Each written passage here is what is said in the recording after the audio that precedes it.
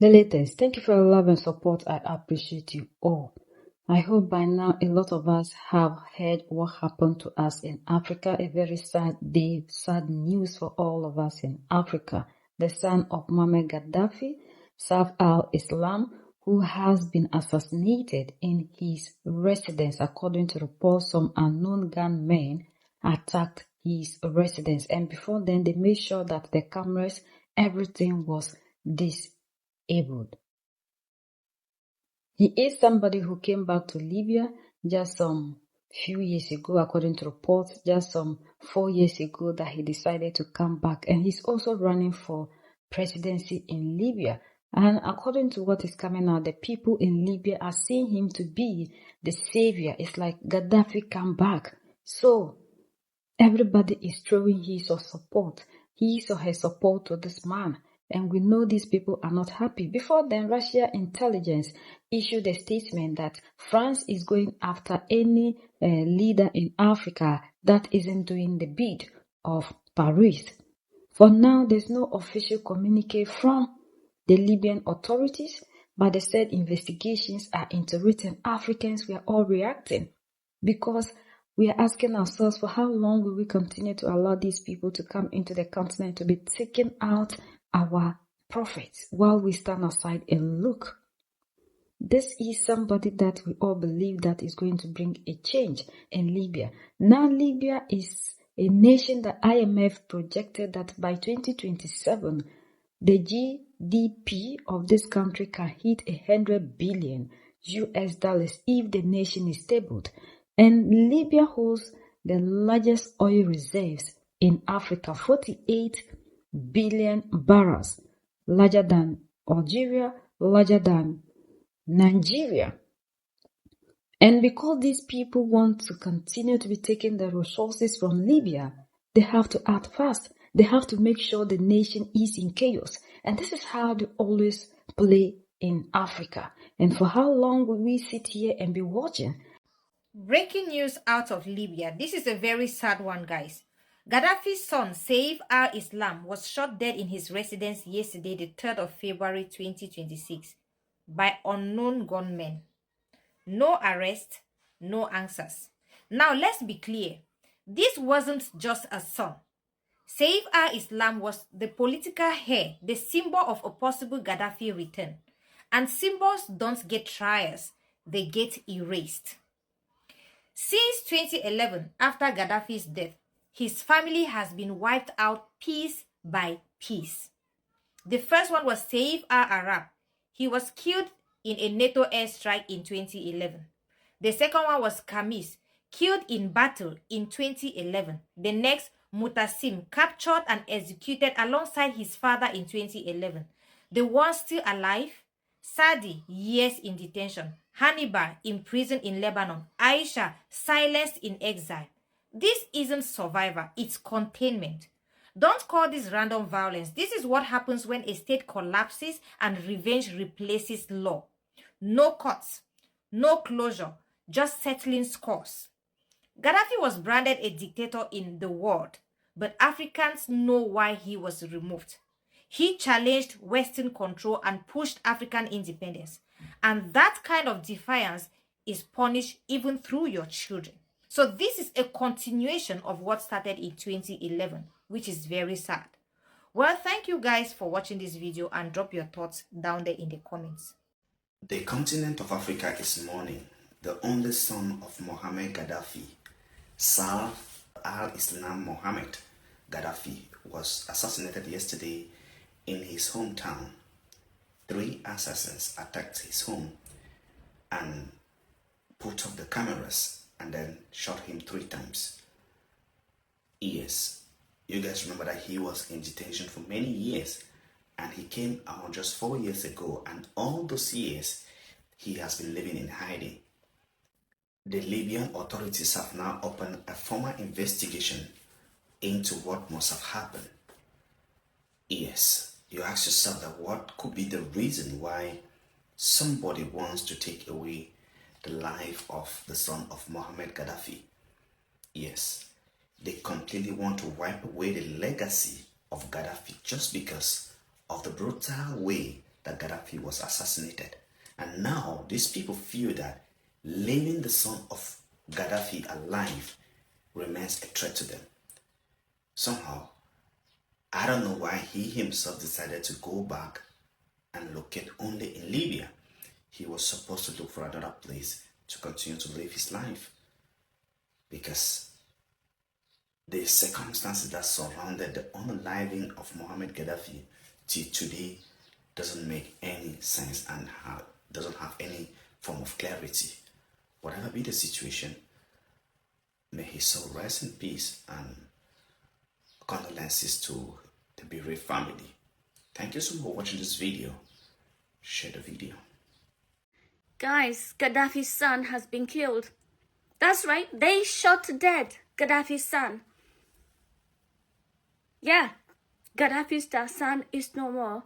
Saif al-Islam, he was shot dead, and when people discovered him, they basically sent out a message for people to come and identify him because he was always considered to be his father's, if you like, number 2. And it's not clear who killed him, but the son of Gaddafi, Saif al-Islam, is dead. These people just will not leave Africa alone. They will not leave Africa alone, because where they think there is hope, they want to demolish that hope. Don't forget that Gaddafi was killed because he was trying to unify Africa. He was talking about getting rid of the dollar and using gold in order to help Africa become a unified state. And they got rid of him, and now they have got rid of his son. Gaddafi's son has reportedly been assassinated. It's been stated that gunmen stormed his home with no warning. Guys, if this is true, Libya isn't just grieving, it's up for grabs. Let's not forget Libya holds the largest oil reserves on the continent. 48 billion barrels, more than Nigeria, more than Algeria. Listen, Saif al-Islam wasn't just a name. He was the comeback plan. Polling second in 2021, tribal backing, deep legacy, wanted by the ICC, but still one of the few names that could hold Libya together. And now he's gone. Gone just as the US and France re-entered quiet talks with the goal to compete with Nigeria because Nigeria wasn't playing ball, to crown a new oil titan in Africa. So if we're talking motives, think oil access, asset control, gold reserves. The IMF said Libya could hit 100 billion GDP by 2027 if it stabilised, but it hasn't. Italy's chasing gas, China's iron infrastructure, Russia's Wagner still lurking, UAE and Turkey fund rival militias, and the West silent on camera and active off fit. No leader, no elections, just chaos. And chaos makes access easier. If this was a hit, it wasn't personal, it was strategic, because Libya isn't unstable by accident. Instability is leverage, and if Libya falls deeper, it's not just Libya that loses. Nigeria and Algeria lose pricing power. Niger, Chad, Sudan feel the fallout. More migrants, more violence, more foreign support. This is how they move. One vacuum, one death, one quiet deal, then it's gone. Contract by contract, barrel by barrel. And if France and the US take this, it's not just a regional win, it's global leverage. Energy dominance shifts back to the West. BRICS loses ground, China gets blocked, Africa gets undercut. So what's the solution? Not another press release, not another empty African Union statement.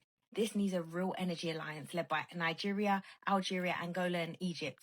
Top producers, real leverage, a united bloc that sets red lines. No foreign contracts without regional consultation. No coups ignored when resources are in play.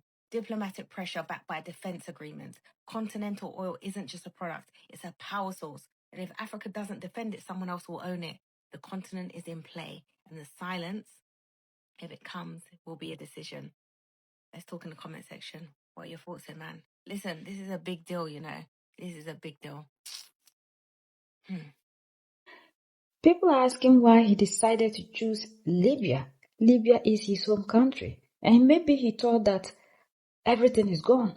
But the people are making sure that they don't have any other person from the lineage of Muammar Gaddafi that will come and set the Libyans free. Because they believe that maybe the other ones, they can control them. But anybody that will come from Gaddafi's family who want to make sure Gaddafi's legacy lives on.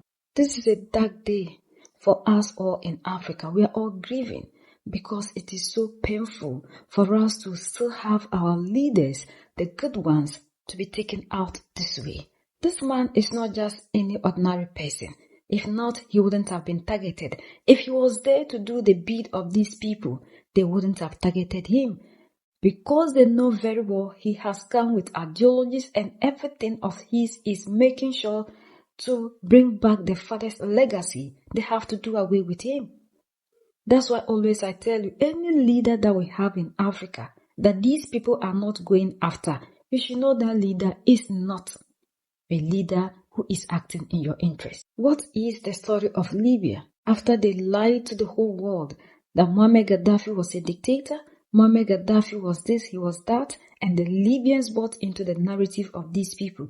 They came as the angels to save Libyans from the hands of the devil Muammar Gaddafi. But after years, after 2020, after years now, who is now the person we see to be the savior of Libya? We have all now realized that Muammar Gaddafi was actually the savior that these people branded to be bad. And now the sun is coming to rewrite history, and they rose against the sun. They just have to cut him short. We need to rise up. This is the time that we need to rise up. If this generation we are not able to do anything to save ourselves, then I wonder when we the Africans can ever rise up to set ourselves free. People are reacting, and we are all not happy about what has happened in Libya.